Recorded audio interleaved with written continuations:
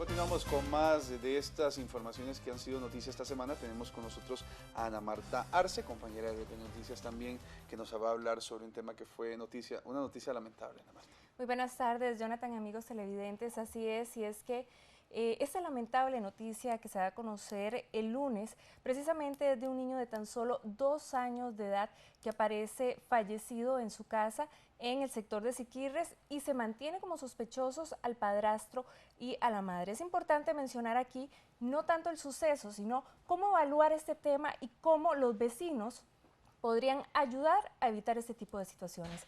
Veamos la siguiente información. Parece una situación de nunca acabar. Cada vez que se reporta la muerte de un niño por agresión, los vecinos de la familia aparecen en los medios de comunicación lamentándose por no haber denunciado antes y tal vez haber podido impedir la muerte del menor. Pero, ¿sabe usted cuáles son las señales de que un niño es agredido y cuándo llamar a la policía?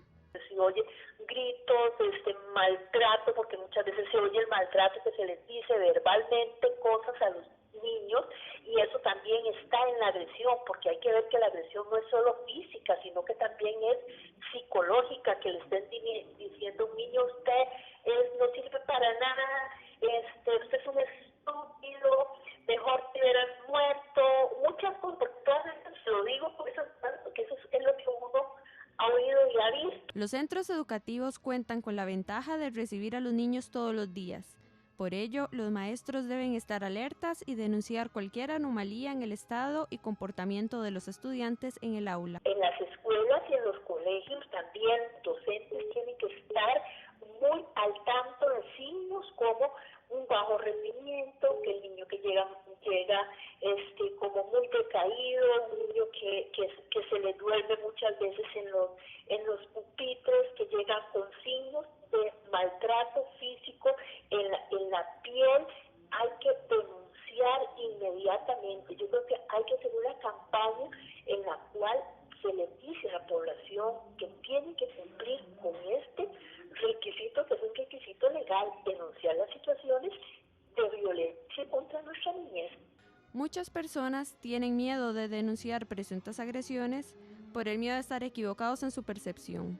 Las autoridades le recuerdan a los ciudadanos que toda sospecha de agresión debe ser denunciada. No hay consecuencias legales en caso de equivocarse, pues la ley busca proteger la integridad de los menores.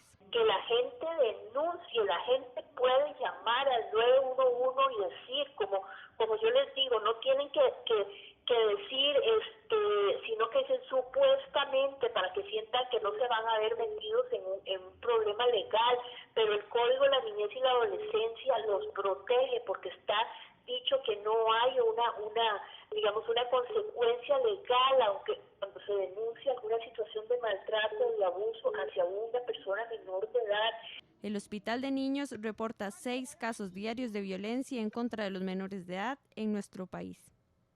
Lamentable esa información que nos brindaba nuestra compañera sobre todas estas situaciones que se han venido dando, pero como decía Ana Marta antes de ver esta nota preparada por Raquel Frati, no vamos a centrarnos en qué fue lo que pasó ni en detalles que puedan aumentar quizá el morbo, quizá alguna situación que no quisiéramos fomentar desde este noticiario. Quisiéramos hablar cuáles son las alertas que usted como vecino, como persona que está cercana a un niño que posiblemente tenga agresión, puede detectar para hacer la denuncia o hacer los llamados a las autoridades. Para eso nos acompaña doña Rocío Solís, una buena amiga de nuestro programa, presidenta de la Comisión Costarricense de Cooperación con la UNESCO y también vicepresidenta del PAN y también fue defensora de la niñez y la adolescencia, así que es una voz muy autorizada para conversar de este tema. Doña Rocío, ¿cómo detectamos nosotros que hay agresión a un niño menor de edad y cómo podemos hacer para realizar la denuncia? Buenas tardes. Buenas tardes, muchísimas gracias, Jonathan. Aquí lo primero que yo quiero hacer ver es que la violencia contra los niños, niñas y adolescentes no es un asunto privado, es un asunto público. Entonces nosotros tenemos que involucrarnos como vecinos, como sociedad, como medios de comunicación, como organismos, tenemos que poner un alto a esta situación que se está dando. Ahí porque vemos cada día de que los vecinos dicen, yo sabía algo, porque siempre se oye algo. Siempre hay una alerta temprana y que nosotros tenemos que poner atención a eso. Un niño que llora mucho, cuando son niños pequeños, son niños que lloran mucho, niños que usted los ve triste, porque un niño no tiene que ser triste, un niño tiene que ser alegre, un niño que usted lo ve hasta físicamente está desmejorado, siempre anda sucio, siempre anda en condiciones que son lamentables y sobre todo son niños que usted los oye llorar constantemente.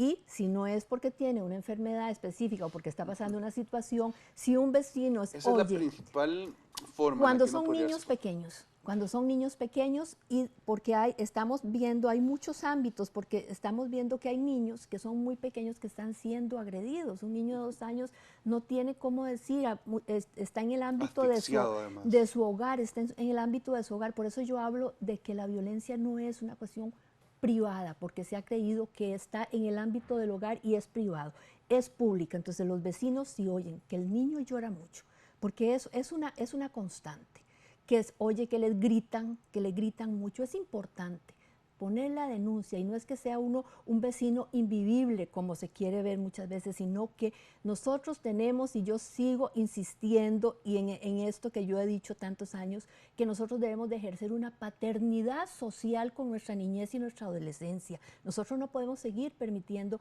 que a nuestros niños, aunque sean sus propios padres, estén haciéndoles daño. Sabemos que hay la violencia contra los niños y contra los adolescentes no es porque el papá lo quiere hacer, sino que hay una serie de situaciones, es multifactorial, pero eso no justifica.